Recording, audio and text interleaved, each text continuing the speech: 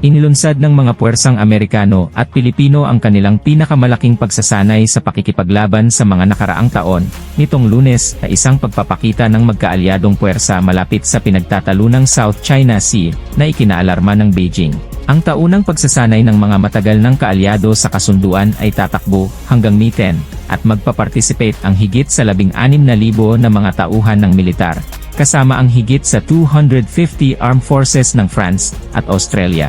Bagamat pinaninindigan ng militar ng Pilipinas na ang balikatan o pagsasanay ay hindi nakadirekta sa isang partikular na bansa, but some of their main conflict scenarios are set in or near the disputed South China Sea, kung saan ang mga Coast Guard ng Pilipinas at China ay nagkakaroon ng matinding sigalot sa mga engkwentro sa mga pinagtatalunang lugar. Ang mga barko ng Chinese Coast Guard ay gumagamit ng mga water cannon, pagharang at iba pang mapanganib na maniobra na nagdulot ng pinsala sa mga tauhan ng hukbong dagat ng Pilipinas at mga napinsalang supply boat.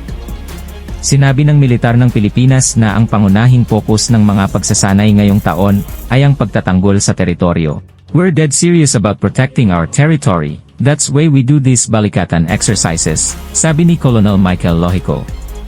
Habang lumalala ang hidwaan sa pagitan ng China at Pilipinas, paulit-ulit na nagbabala si Pangulong Joe Biden at ang kanyang administrasyon na obligado ang Estados Unidos na ipagtanggol ang Pilipinas, ang pinakamatandang kaalyado nito sa kasunduan sa Asya, kung atakihin ito.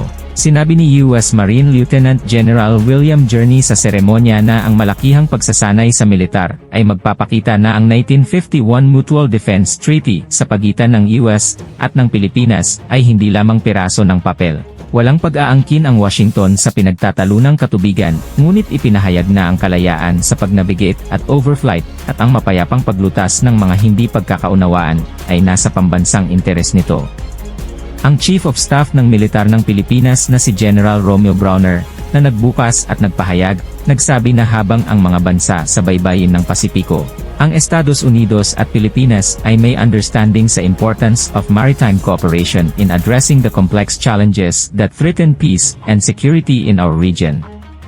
Mariing pinuna ng China ang mga pagsasanay, na sinasabing ang Pilipinas ay nakipaggrupo sa mga bansa mula sa labas ng Asya sa isang malinaw na pagtukoy sa Estados Unidos at mga kasosyo sa seguridad nito, at nagbabala na ang mga pagsasanay ay maaaring mag-udyok ng komprontasyon at pahinain ang katatagan ng rehiyon. Kasama sa combat drills ang joint sail ng US, Philippine at French navies na malapit sa pinagtatalunang karagatan sa kanlurang lalawigan ng Pilipinas ng Palawan, ang pagpapalubog ng isang kunwaring barko ng kaaway ng pinagsamang lakas ng armas ng US at Pilipinas, at ang muling pagkuha sa isang sinakop na isla sa hilagang kanluran ng Pilipinas ang magiging pagsasanay ayon sa militar ng Pilipinas. Partikular na tinutulan ng China ang transportasyon ng US ground-launched missile system sa hilagang Pilipinas bago ang mga pagsasanay. Walang missiles na magpapaputok, ngunit ang layunin ay upang bumuo ng pamilyarisasyon ng mga kalahok na militar sa high-tech na armas sa isang tropical na setting.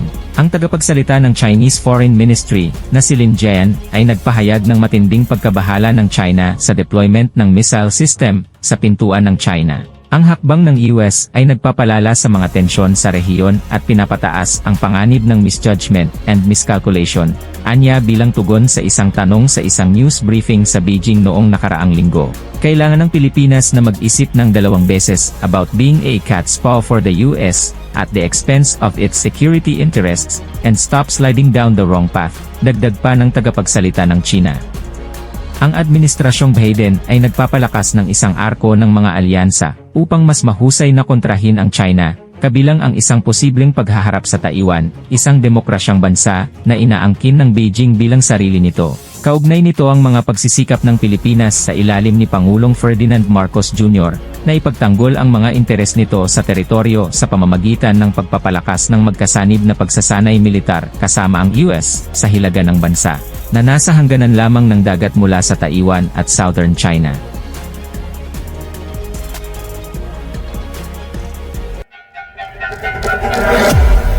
Para laging kang update sa bagong mga videos, please subscribe, like and hit the notification bell.